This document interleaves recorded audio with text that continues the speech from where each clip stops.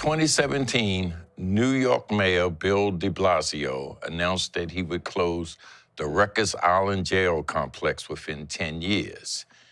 It's common knowledge that Rikers is riddled with inhumane conditions, rampant abuse, and that 80% of the population there are just there awaiting trials, and some of them for many years. And the majority of the people in the prison itself are people of color. So he's closing it, and that sounds good, but there's a catch.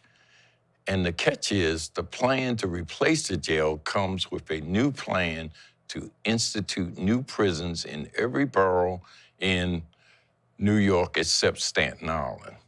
Prison abolition activists have mobilized in protests of the Ford Foundation and other financial backers and supporters against creating new prisons to replace Rikers Island. And they have gathered a budget of over $10 billion for these new jails. Activists says this will continue the legacy of mass incarceration. We welcome Brittany. Thank you for having me. And we welcome Ngozi. Thank you for having me. To the Real News, and they are going to explain to us what's going on around the closing of Rikers and the building of new prisons. Brittany, can you give us a background? How did this actually come about? Yes, so I would say thank you again for having us here. The call for closure of Rikers Island has spanned over the 30 years, right? And so in 2016, Glenn Martin, who is an advocate, called for the closure of Rikers Island immediately.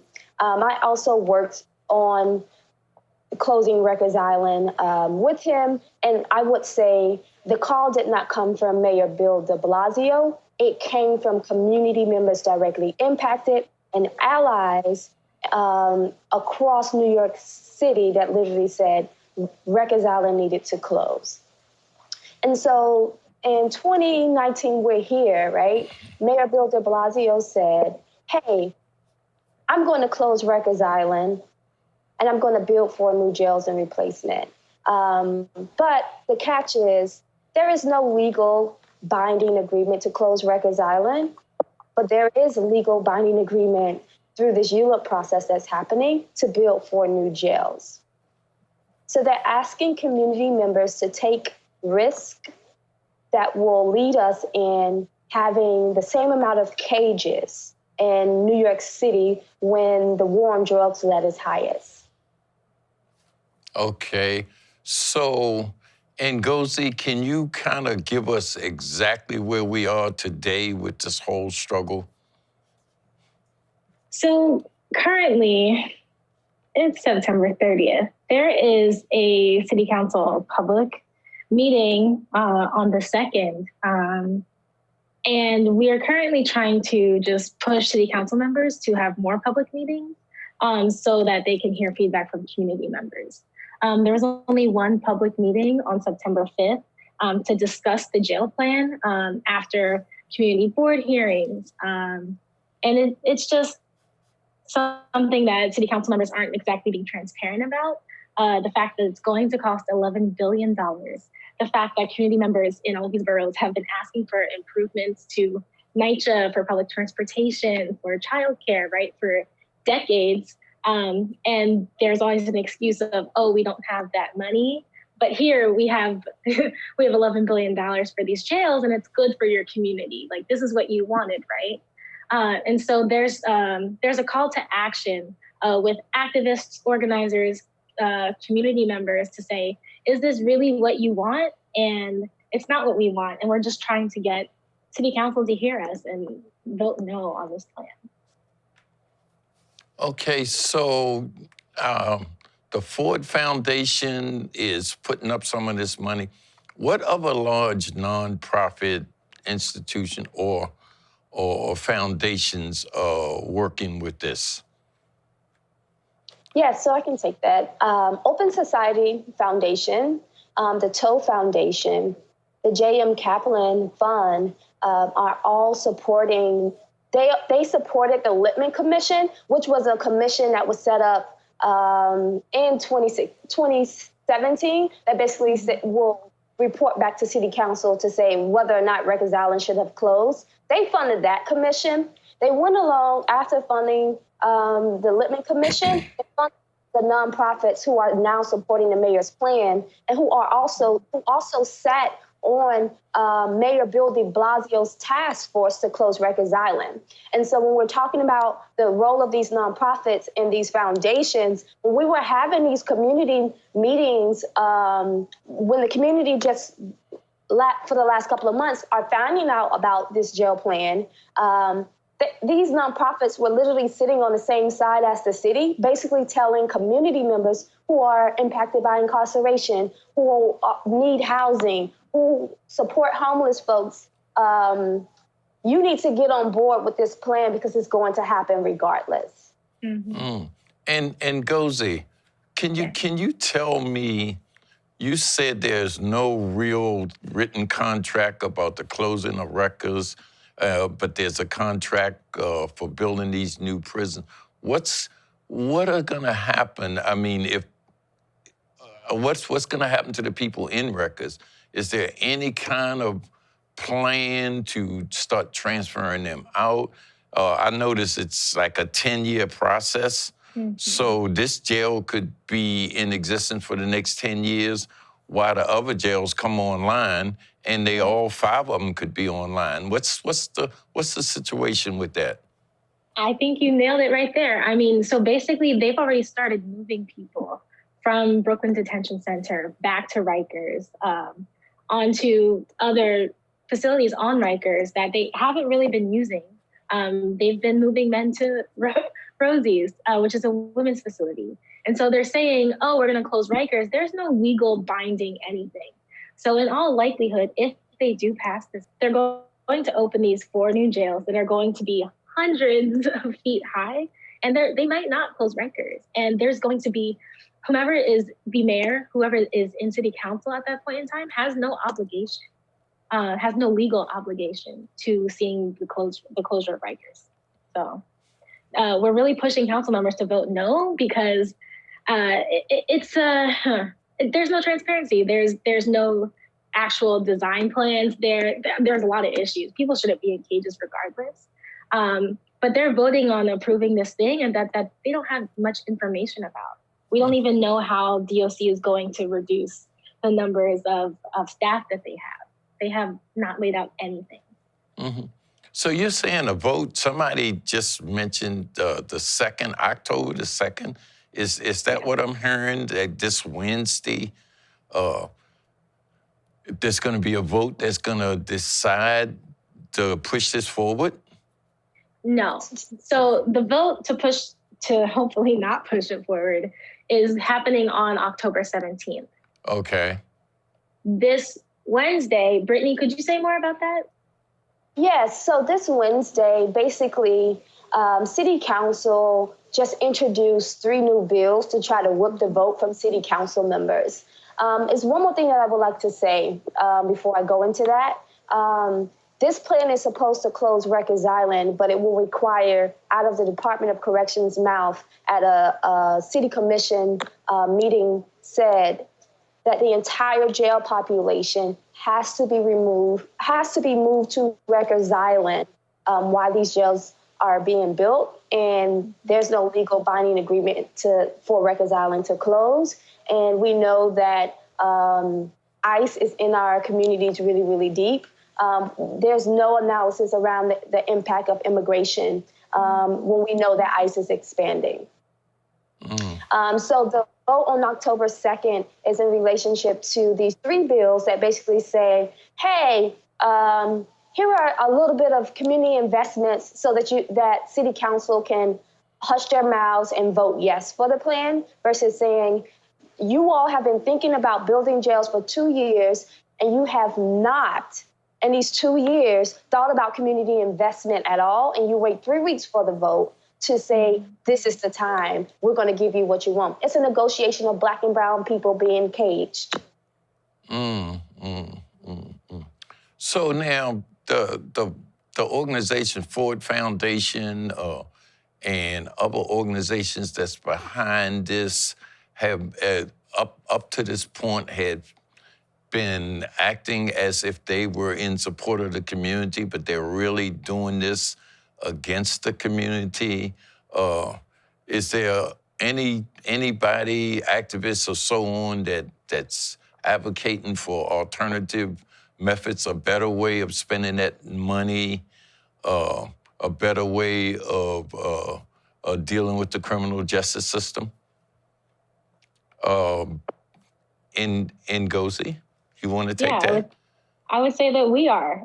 We have an abolition plan. It's 55 pages long. We list out everything that the city can do with $11 billion for communities, without taking money from these huge organizations that have always been complicit in government surveillance. They're essentially another branch doing like the work of the government when it comes to negotiating, right, Black and Brown communities. And they are funding a lot of, criminal justice organizations that are advocating for new jails, but, also calling themselves abolitionists and co-opting the abolition movement. So what we're proposing is that we will bail people out ourselves, kind of thing, like mutual aid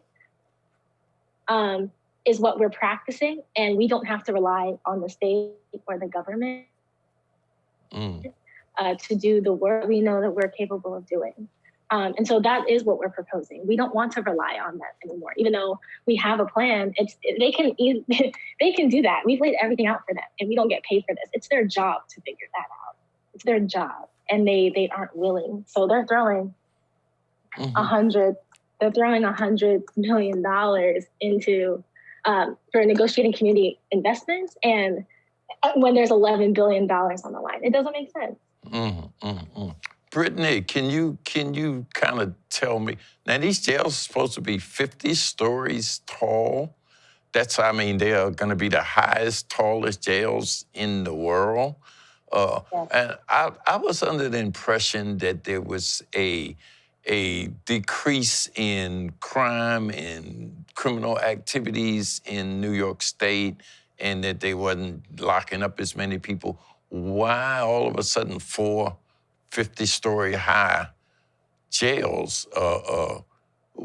It seems to be a conflict with the facts on the ground. Is this some sort of an economic thing or what? We actually believe it's an economic issue. One, I just want to uplift, like, these largest jails in the world, we know are equivalent to slave dungeons if you look exactly what they're trying to do. And so when we're talking about this, the one thing we have to say is that there is a fire hazard to have the largest jails in the world and not have a plan for if a fire happens in a building, how are all of the people that will be incarcerated will actually get out of the jails, right? We know at the same time that this is happening, Mayor Bill de Blasio is basically selling out 1/3 of NYCHA. NYCHA is affordable housing, and the largest affordable housing in the world, right? And so what he's proposing with RAD and other ways to fix NYCHA, which they are actually living in horrible conditions, will require them to move out, and possibly there are a lot of people being evicted through this process. Also, they're trying to give people Section 8 to move out of these buildings. So these are Mayor Bill de Blasio's way of giving back to his real estate developers that actually helped him run for office. The same with Corey Johnson, who will also be running for mayor 2021. And so in New York City, we know across the country, I'm not naive to say the pay to play in politics, but they have created a whole monopoly of pay to play where anyone who wants to get something done or something from the state has to pay their cash up front. Okay, so Ngozi, Can you tell me what can happen between now and October 16th and 17th to maybe have some impact on that vote? What can activists do? What can supporters do, et cetera? People can call their local city council members. I believe they can submit written comments still, also to city council. We are out here mobilizing. We have events with community members all of the time. So right now we're just planning different events for Indigenous Peoples Day. We're planning events for communities in each borough so that they can stay, in the loop and engaged, because all hands on deck October 16th and 17th. And we are going to be really making some noise and letting people know. People's council members are kind of like, I don't know, but are also receiving pressure from the speaker, from Councilmember Levin, to vote yes, so that their district can get $1 million, right? And we need the people to push back and say, like, we're not up for negotiation. And we don't negotiate with people that try to leverage us for pennies, for breadcrumbs, right? And so I highly encourage folks to go on No New Jails NYC, look at our abolition plan, reach out to us, email, Instagram, Twitter. We are always looking for people to make phone calls to city council members because they're scared, and we want them to continue to receive information that this is not acceptable, and the entire country is watching. There have been jail fights in Atlanta and LA, and people are looking at us to see what's going to happen here. Okay, so we're gonna revisit this. We'll probably get back together probably in a couple weeks after this vote, and we'll have some more discussion on this. I thank both of you for joining me, Brittany and Ngozi. Thank you both for joining me for this episode of Rattling the Bars. And thank you for joining the Real News Network.